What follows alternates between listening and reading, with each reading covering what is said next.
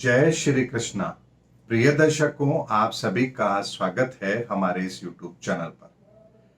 दर्शकों, इन दिनों social media पर एक बात बहुत चर्चा में है कि भारत के अंदर एक नई व्यवस्था, टैक्स व्यवस्था को लाने की बातचीत चल रही है। सुप्रीम कोर्ट में एक PIL दाखिल किया गया है और उसके संदर्भ में सुप्रीम कोर्ट ने केंद्र सरकार से जवाब मांगा है। व्यवस्था क्या है? व्यवस्था ये है कि सभी तरह के टैक्स को खत्म कर दिया जाए और एक टैक्स लगा दिया जाए, ट्रांजैक्शन टैक्स। यानी कि जब आप कोई ट्रांजैक्शन करते हैं तो उस पर 1% टैक्स ले लिया जाए, उसके बाद में आप सभी तरह के टैक्स से मुक्त हैं। ऐसी कोई व्यवस्था भारत में डेवलप की जा सकती है और ये बहुत बड़ा गेम चेंजर साबित होगी भारत के लिए, भारत की इकोनॉमी के लिए। मुझे बहुत से लोगों ने इस तरह की वीडियो शेयर की और कहा कि आपका ज्योतिषीय क्या आकलन है इस संदर्भ में, और ये महत्वपूर्ण विषय भी है, इसीलिए आज का वीडियो मैंने आप लोगों के लिए बनाया भी है। दर्शकों, जब तक ब्रह्मांड में ग्रहों की कोई परिस्थिति ना बने, इस दुनिया के अंदर कोई ना तो बड़ा सुधार हो सकता है और ना ही कोई बड़ा संहार हो सकता है, क्योंकि ग्रहों की ताकत के बिना इस इंसान के अंदर इतनी ताकत नहीं है कि वो प्रकृति को चैलेंज कर सके या कुछ बड़े बदलाव इस भूभाग पर कर सके, चाहे वो अच्छे हो चाहे बुरे हो।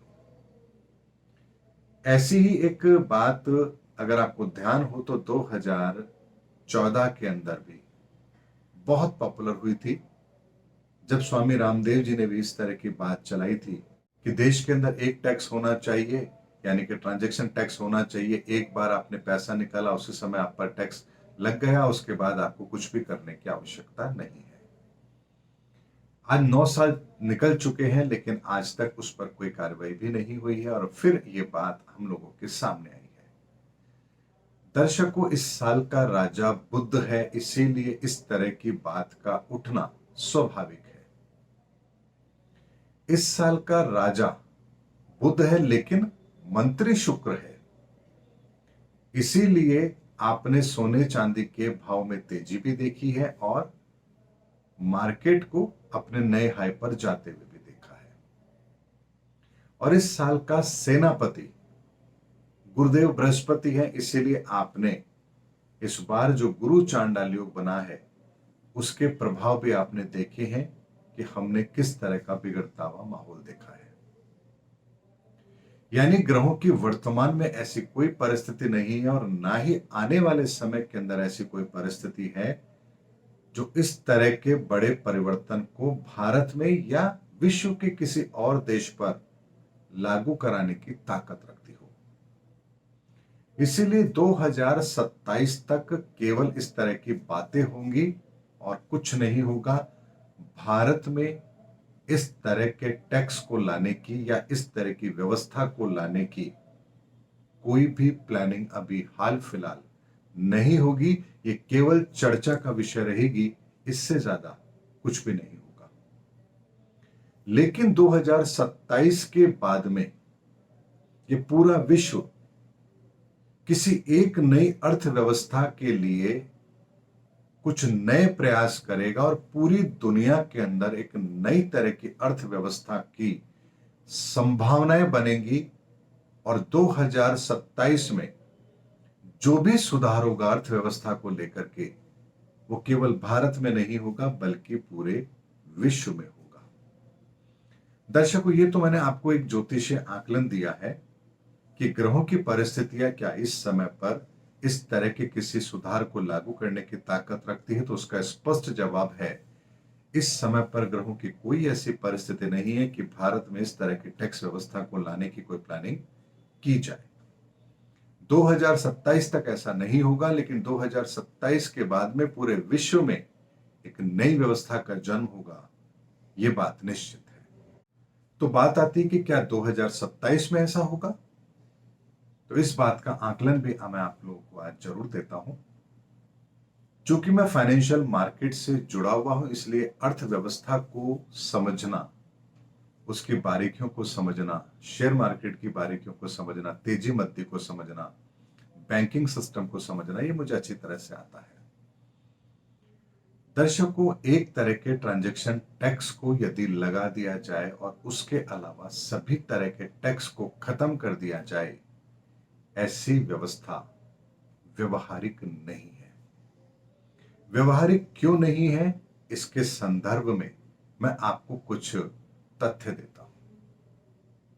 आपको सुनने में बड़ा अच्छा लगता है कि आपने ट्रांजैक्शन किया, 1% आप पे टैक्स लगा, उसके बाद आपको कोई टैक्स नहीं देना, क्योंकि सब लोग बहुत डिजिटल हो चुके हैं, सारे लेन देन डिजिटल हो रहे हैं, कैश लेन देन कम हो रहे हैं, तो ये बहुत आसान है, बढ़िया रहेगा। लेकिन इसके अलावा भी एक आम आदमी जो ट्रांजैक्शन करता है, उसके अलावा भी बहुत सारे ट्रांजैक्शन हैं जो बैंकिंग सिस्टम के अंदर होते हैं। अगर इस तरह का 1% टैक्स लगेगा तो पूरी की पूरी अर्थव्यवस्था को संभालने में भी बहुत बड़ी दिक्कत आएगी। ये वर्तमान कर व्यवस्था से भी ज्यादा एक्सपेंसिव साबित होगी। क्यों होगी? आज अगर मान लीजिए कोई बड़ी कंपनी बैंक से लोन लेती है, तो जैसे ही बैंक लोन देगा उस कंपनी को, वहां पर भी जैसे ही फंड ट्रांसफर होगा 1% अमाउंट कट जाएगा।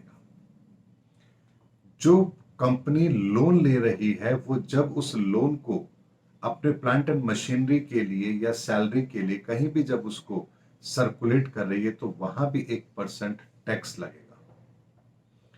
आपको जरूरत है, आपने किसी से 5-10 लाख रुपए उधार लिए, आपके उधार लेने के साथ ही 1% टैक्स लगेगा। वो जरूरत आपको 2 दिन की है, आप 2 दिन बाद वापस से उसको लौटाएंगे, 1% टैक्स तब लगेगा। यानी कि आपके ट्रांजैक्शन करते ही 1% टैक्स लग रहा है, चाहे आपका उद्देश्य व्यवसायिक हो या ना हो।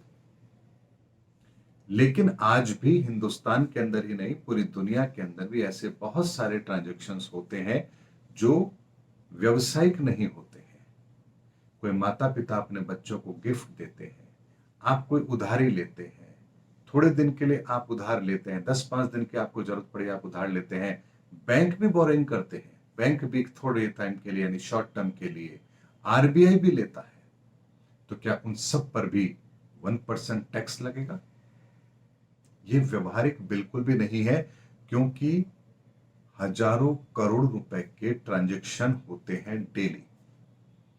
अगर उन पर टैक्स लगने लगेगा तो डेली के ट्रांजैक्शन में 1 साल के अंदर पूरा का पूरा पैसा ही 1-1% करते हुए टैक्स रिबेट में चला जाएगा, यानी कि टैक्स में चला जाएगा। आम आदमी के पास बहुत कम पैसा आएगा। और उसके अलावा आप देखिए कि बहुत सारी ऐसी व्यवसायिक गतिविधियां हैं जहां पर टैक्स नहीं है, या 1% या 4% है, लेकिन कहीं पर 28% टैक्स है।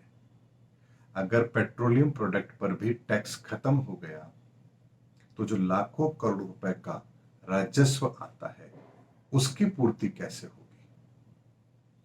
अगर मान लीजिए कोई व्यक्ति वाहन चलाता ही नहीं है, लेकिन उसको भी अब टैक्स देना पड़ रहा है, क्योंकि पेट्रोल पर तो कोई टैक्स है नहीं, लेकिन वो टैक्स जो पेट्रोल से आता उसकी भरपाई कहीं और से तो होनी ही है। ये ठीक उस तरह की व्यवस्था होगी जैसे कोई नेशनल मेगा हाईवे बन रहा है और उसका खर्चा हम सब टैक्स पेयर को पे करना पड़े, चाहे हम उसको यूज करें या ना करें। लेकिन इसकी जगह टोल व्यवस्था होती है तो व्यक्ति वही टैक्स देता है जो उसका उस सेवा का उपयोग कर रहा है। इसीलिए जो वर्तमान की टैक्स व्यवस्था है, ये टैक्स व्यवस्था ऐसी है कि इसके अलावा यदि और कोई टैक्स व्यवस्था लाई जाती है, और वो भी खास तौर पर इनकम टैक्स, जीएसटी, सब तरह के टैक्स को खत्म करके केवल ट्रांजैक्शन टैक्स ला दिया जाए, तो एक आम आदमी इस ट्रांजैक्शन टैक्स के बोझ तले इतना दबेगा कि जब वो पूरे महीने की सैलरी या जो उसके लेन देन है, जो व्यापारिक लेन देन है, उनको जब करने लगेगा तो देखेगा कि सुबह से शाम तक इतना पैसा टैक्स में चला गया है जो अमूमन उसको देना ही नहीं पड़ता। यानी मेरा उद्देश्य केवल आपको पैसा देना है, आपने उधार मांगा, मैंने दिया, लेकिन उस पर भी टैक्स देना है। कोई चैरिटी करनी है उस पर भी आपको टैक्स देना पड़ेगा, मंदिर में कोई डोनेशन दे रहे हैं उस पर भी आपको टैक्स देना पड़ेगा, आप अपने बच्चों की फीस पे कर रहे हैं उस पर आपको टैक्स देना पड़ेगा, आपने किसी से उधार लिया आपको उस पर भी टैक्स देना पड़ेगा। यानी हर ट्रांजैक्शन पर आपको टैक्स देना पड़ेगा।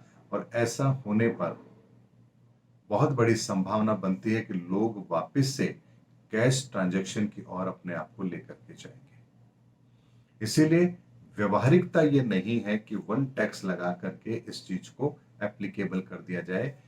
अभी वर्तमान में ना तो ग्रहों की कोई ऐसी परिस्थिति बन रही है जो इस तरह के टैक्स को लगाने की ताकत देती हो या इस तरह की व्यवस्था को जन्म देने की ताकत देती हो। और 2027 में जो नई टैक्स व्यवस्था आएगी या नई व्यवहारिक व्यवस्था एक आएगी, वो इस तरह की होगी कि पूरी दुनिया में एक ही तरह की करेंसी हो जिसे पूरी दुनिया फॉलो करे, ताकि हर देश, यानी जैसे अमेरिका आज अपने डॉलर के कारण से पूरे विश्व के अंदर इकोनॉमी को लेकर के एक बहुत बड़े स्ट्रांग रोल को प्ले करता है, यूरो अपना रोल प्ले करता है।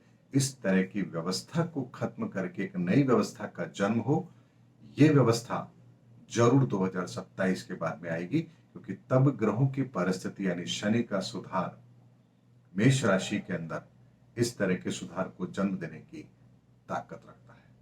लेकिन 2027 से पहले इस तरह की कोई भी व्यवस्था अभी व्यवहारिक तौर पर आने वाली नहीं है। ये मेरा ज्योतिषीय आकलन है, जिसे आप आने वाले समय के अंदर भी सत्य होता हुआ जरूर पाएंगे। उम्मीद करता हूं दर्शकों मेरा वीडियो आपको जरूर पसंद आया होगा। अगले वीडियो में आपसे फिर भेंट होगी, तब तक हमारे चैनल पर बने रहिए। जय हिंद, जय भारत।